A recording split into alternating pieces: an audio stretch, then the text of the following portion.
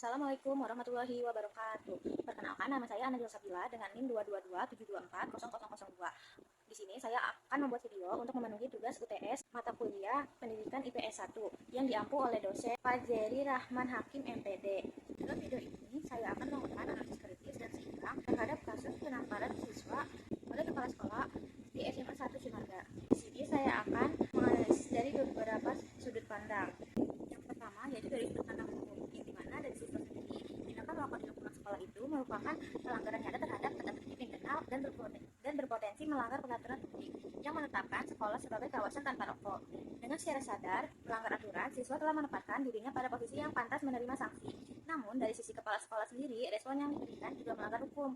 Tindakan kekerasan fisik terhadap anak di lingkungan pendidikan bertentangan dengan Undang-Undang Nomor 35 Tahun 2014 tentang Perlindungan Anak. Sekolah yang dimana seharusnya menjadi zona aman bagi siswa dan tetapi menolak belakang dengan tindakan kepala sekolah yang dapat dikategorikan sebagai kekerasan fisik yang memiliki konsekuensi hukum terlepas dari pelanggaran yang dilakukan oleh siswa sebelumnya. Selanjutnya yaitu dari sudut pandang sosial dan budaya.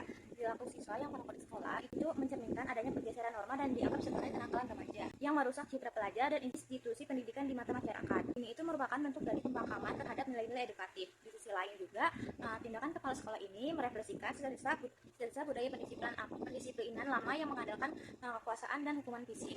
Meskipun sebagian masyarakat masih memaklumi hukuman fisik sebagai metode pendisiplinan dalam konteks pendidikan modern ini, cara ini itu sudah tidak relevan dan seharusnya digantikan dengan pendekatan yang lebih logis dan membina. Itu ada dari segi moral, etika, dan adab. Secara moral, siswa ini menunjukkan kurangnya tanggung jawab dan kesadaran diri dengan memberikan contoh buruk bagi teman-temannya. Dari segi adabnya itu merupakan dari kurangnya rasa hormat terhadap aturan dan otoritas sekolah. Namun kepala sekolah juga memberi figur yang seharusnya memegang standar moral yang lebih tinggi. Gagal menunjukkan teladan dalam pengambilan emosi. Menggunakan kekerasan fisik ini adalah sebuah kegagalan etis yang merusak hubungan murid dengan guru. Tindakan ini mengubah relasi dari pembimbing dan yang dibimbing menjadi pelaku dan korban, yang secara fundamental merusak adab dan rasa saling menghormati yang seharusnya ada di lingkungan sekolah. Yang terakhir itu ada dari segi profesionalisme kerja. Sebagai seorang pelajar, siswa ini telah gagal menjalankan tanggung jawab utamanya, yaitu untuk mematuhi peraturan yang mendukung proses belajar. Siswa ini prioritaskan keinginan pribadinya di atas kewajibannya. Sementara itu, sebagai seorang profesional pendidikan, kepala sekolah menunjukkan kurangnya profesionalisme kerja, kode etik guru, dan standar operasional karena pelanggaran siswa tidak membenarkan hukuman fisik.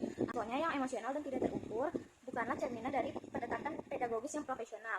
Seharusnya kepala sekolah tersebut menerapkan metode pembinaan yang sistematis seperti konseling ataupun pemanggilan orang tua jalan pintas yang menggunakan kekerasan. Jadi pada dasarnya insiden ini adalah rantai sebab akibat yang dimana kedua pihak itu bersalah. Siswa bersalah karena secara sadar memicu masalah dengan melanggar peraturan fundamental sekolah, dan kepala sekolah juga bersalah karena merespon pelanggaran tersebut dengan cara yang tidak profesional, melanggar hukum dan tidak etis. Peristiwa ini menjadi cermin pentingnya pendekatan disiplin positif di sekolah, di mana aturan ditegakkan tanpa harus menggunakan kekerasan. Mungkin segitu saja yang bisa saya sampaikan mengenai kasus yang ada di SMA 1 Cimaga ini.